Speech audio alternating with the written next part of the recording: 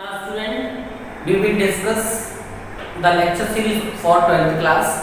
First lesson we will start magnetic effect of current. ठीक, सबसे पहले हम समझते हैं मैग्नेटिक फील्ड क्या है। तो मैग्नेटिक फील्ड एक स्पेस है और एरिया है किसी करंट कैरिंग कंडक्टर के अराउंड या फिर मूविंग चार्ज के अराउंड, जिसके अंदर हम मैग्नेटिक इफेक्ट्स को क्या कर सकते हैं या मैग्नेटिक फोर्सेस को एक्सपीरियंस कर सकते हैं। Magnetic force can be experience. अगर हम ऐसा करते हैं तो वो जो रीजन होगा उस रीजन में हम कहेंगे there is a field around these three, that is around the current carrying conductor, around the moving charge और मैग्नेट, जिसके चारों तरफ हम एक क्या एक्सपीरियंस कर रहे हैं, मैग्नेटिक फोर्स एक्सपीरियंस कर रहे हैं। That region is called magnetic field. अब इस रीजन की इंटेंसिटी को मेजर करने के लिए हम B का यूज करते हैं, that is this is magnetic field intensity B। ये एक वेक्टर क्वांटिटी है और उसकी SI यूनिट टेस्ला।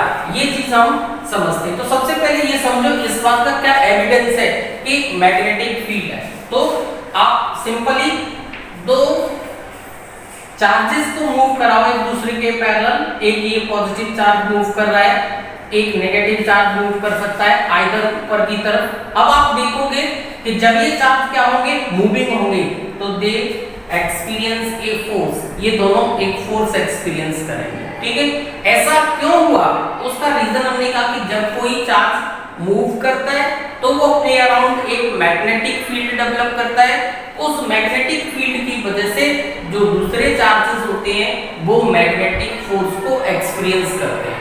ठीक, या एक ऐसे कर सकते हो, हमने एक करंट कैरिंग कंडक्टर ले लिया, जैसे ही आप इसमें से करंट को फ्लो करोगे इसके आसपास अगर हम आयरन डस्ट वगैरह डालें तो वो क्या होने लगेंगे, अट्रैक्ट होने लगते हैं। तो these are the evidence which proves that there is a field when the charge is moving or current is passing through a wire. That effect of current is called magnetic effect of current.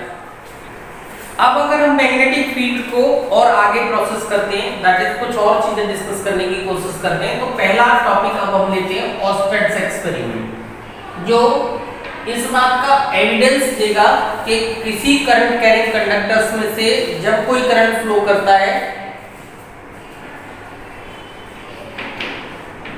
Oersted experiment.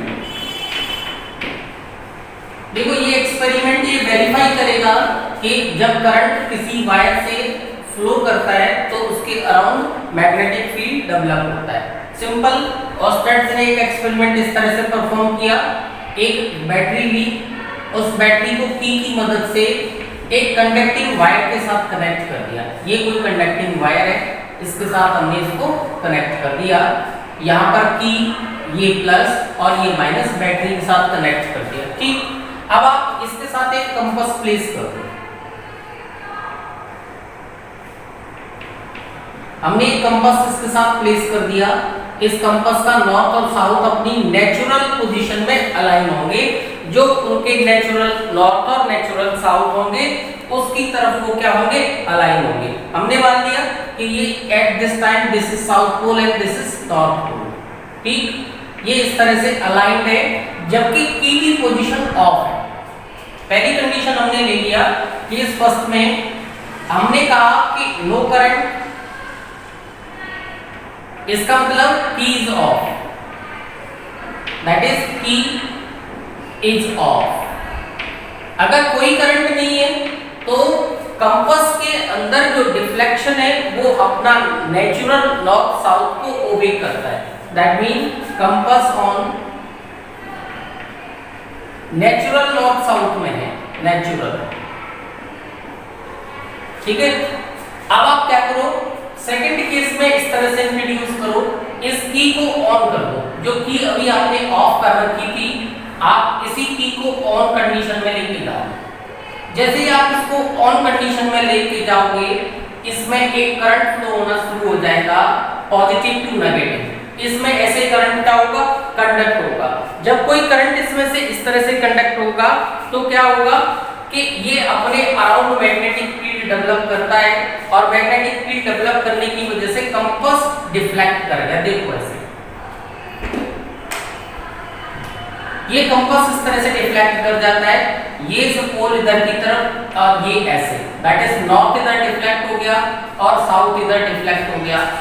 ये deflection क्या show करता है? इस case में हम ये कह सकते हैं कि जब इस कंडक्टर से करंट फ्लो करता है तो इस कंडक्टर के अराउंड एक मैग्नेटिक फील्ड डेवलप हुआ। जो मैग्नेटिक फील्ड डेवलप हुआ है उस मैग्नेटिक फील्ड ने इस कंपास के अंदर डिफ्लेक्शन प्रोड्यूस किया है। इट मीन इसकी वजह से ये डिफ्लेक्ट हुआ सेकंड केस में। अगर मैं थर्ड केस लेता हूं तो इसकी पोलैरिटीज को रिवर्स कर देता हूं, है ना। मैंने इसकी पोलैरिटीज को रिवर्स किया, जैसे ही पोलैरिटी रिवर्स होगी करंट में जो फ्लो कर रहा था उसकी डायरेक्शन भी क्या हो जाएगी? रिवर्स कर जाएगी। और रिवर्स करने की वजह से क्या होगा कि हमारा जो ये कंपास है ये भी अपनी नेचुरल पोजीशन दैट इज जिस तरह से डिफ्लेक्ट हुआ था उसकी अपोजिट डायरेक्शन में डिफ्लेक्ट करेगा, लाइक दैट, ऐसे। इट मीन नॉर्थ इधर की तरफ मूव कर जाएगा और साउथ इधर की तरफ मूव कर जाएगा।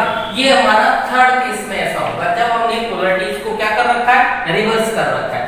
तो ऑस्टेंटिव बहुत सिंपल केसेस में, केस फर्स्ट में, केस सेकंड में और केस थर्ड में इस तरह से परफॉर्म किया।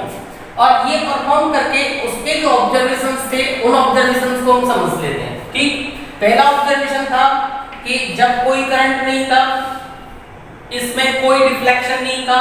जब कोई डिफ्लेक्शन नहीं है हमने सिंपली समझ लिया कि कोई डिफ्लेक्शन न होना इस बात का प्रूफ है कि कंपास अपनी नेचुरल पोजीशंस में अपने को अलाइन किए हुए है।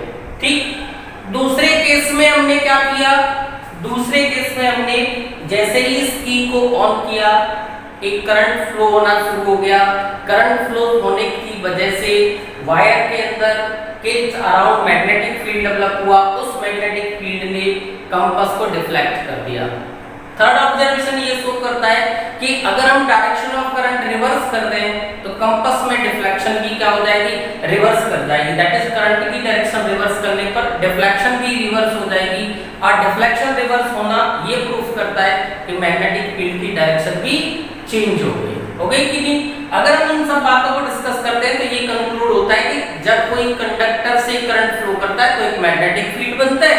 उस मैग्नेटिक फील्ड का मैग्नीट्यूड करंट की स्ट्रेंथ पर डिपेंड करेगा और उसकी डायरेक्शन करंट की डायरेक्शन पर डिपेंड करती है।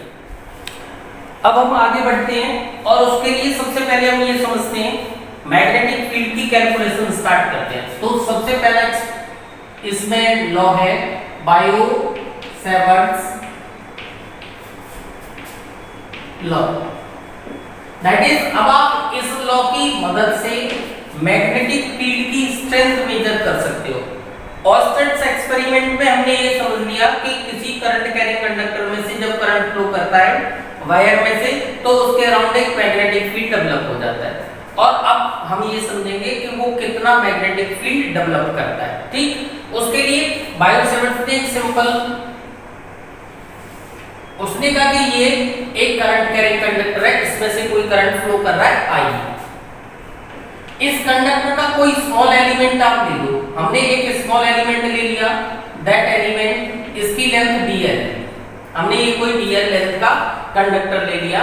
ये कोई पी पॉइंट है जहां पर मैग्नेटिक फील्ड हमें डिटरमाइन करना है जो इससे r डिस्टेंस दूर है। दैट मीन एक r डिस्टेंस दूर हमने एक क्या ले लिया? पॉइंट P ले लिया। इसमें करंट I फ्लो कर रहा है। इन दोनों के साथ जो एंगल बनता है दैट एंगल इज थीटा। ये एंगल थीटा है। ठीक है, तो बायो-सेवर्ट्स ने कहा कि कितना मैग्नीट्यूड ऑफ मैग्नेटिक फील्ड। सबसे पहले ये देखेंगे कि ये लगेगा कब, है ना। तो magnitude of magnetic field intensity, ठीक है, around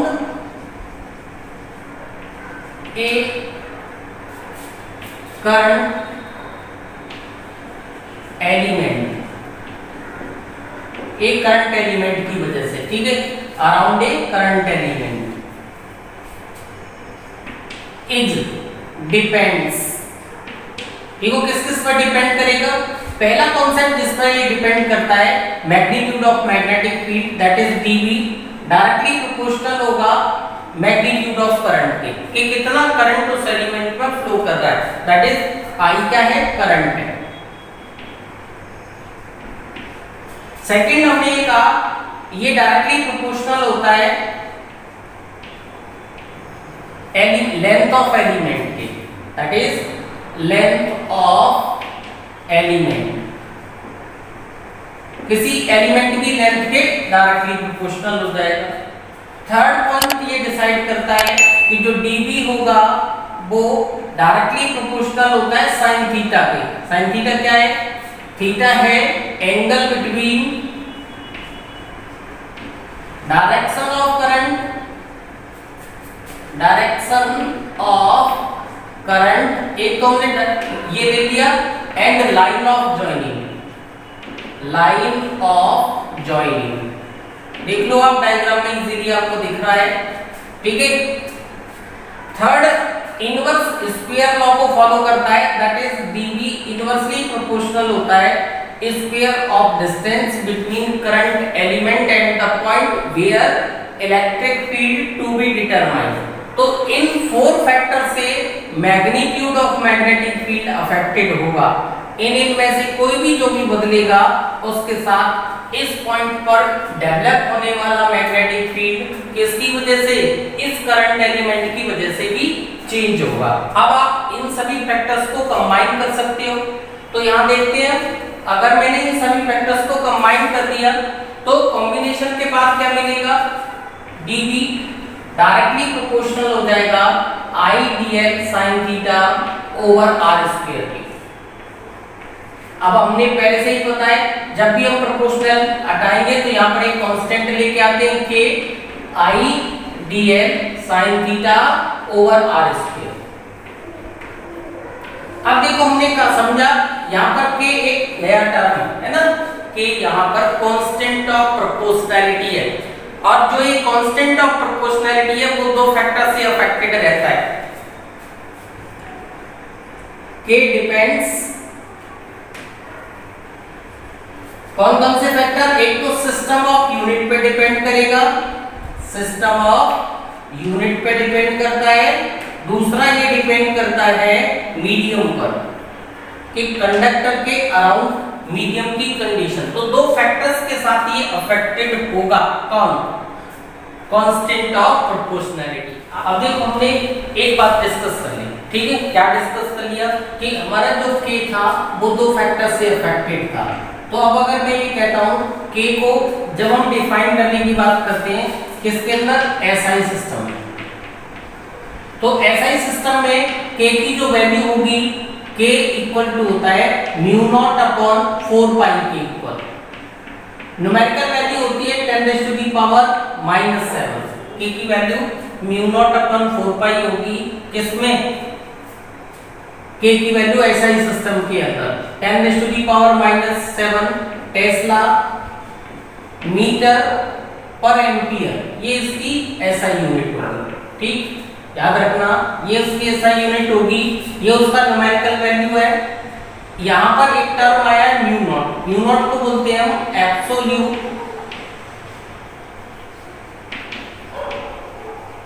permeability.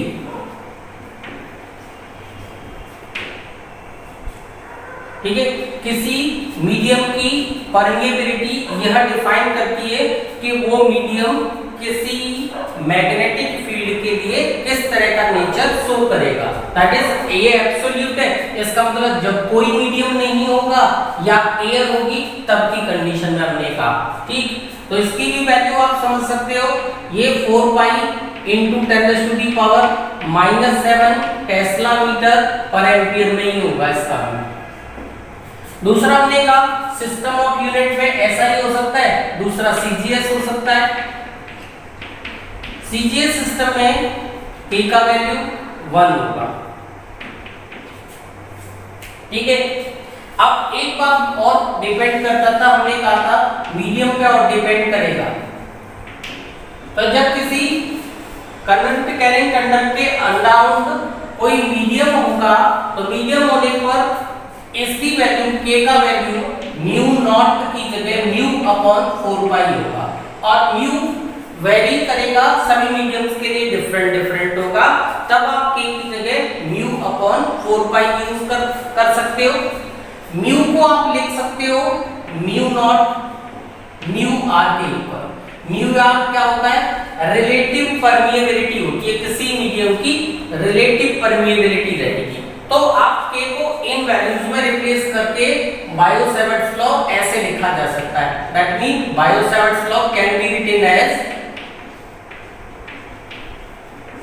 Savage's law can be written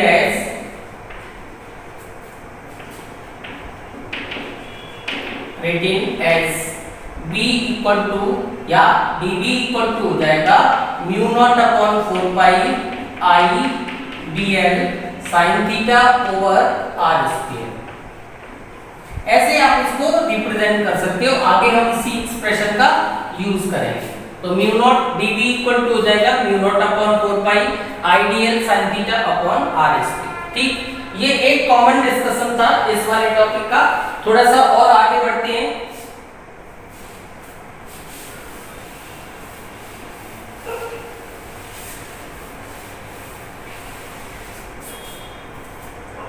आगे बढ़ने पर हमने आपको ये डिस्कस करना है वेक्टर फॉर्म अगर इसकी यूज करते हैं, वेक्टर फॉर्म कैसी होगी। हमने आपको पहले स्टार्टिंग में डिस्कस किया था कि मैग्नेटिक फील्ड इंटेंसिटी एक वेक्टर क्वांटिटी है। वेक्टर क्वांटिटी है तो डायरेक्शन कैरी करेगी, इसलिए वेक्टर फॉर्म हम यूज करते हैं। तो dV इक्वल टू, अगर मैं यहाँ वेक्टर लगाऊंगा तो फिर मेरे को ऐसे लिखना होगा mu not upon 4 pi I dl sin theta over r square, इसके साथ r यूनिट वेक्टर ये लगाओगे। ठीक है, या तो ऐसे लिख सकते हैं और थोड़ा सा डिटेल करना चाहो तो और आगे ले जा सकते हैं। ऑल्सो ऐसे भी लिखा जा सकता है dV equal to mu not upon 4 pi I को अलग कर लो, है ना। दोनों के बीच में क्रॉस प्रोडक्ट, दोनों वेक्टर्स के बीच में क्या ले सकते हैं हम? क्रॉस प्रोडक्ट ले सकते हैं। तो dl क्रॉस r वेक्टर, ठीक है, अपॉन r ऐसे भी लिखा जा सकता है। कैसे लिखा गया है इसे दोबारा से समझ सकते हो।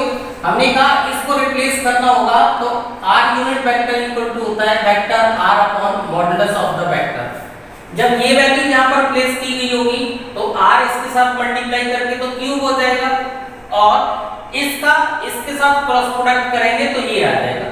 तो dl क्रॉस r वेक्टर की फॉर्म में ऐसे आप वेक्टर फॉर्म में उसको रिप्रेजेंट कर सकते हो। दूसरा, डायरेक्शन ऑफ मैग्नेटिक फील्ड और निकालनी। तो डायरेक्शन ऑफ मैग्नेटिक फील्ड कैसे निकलेगी?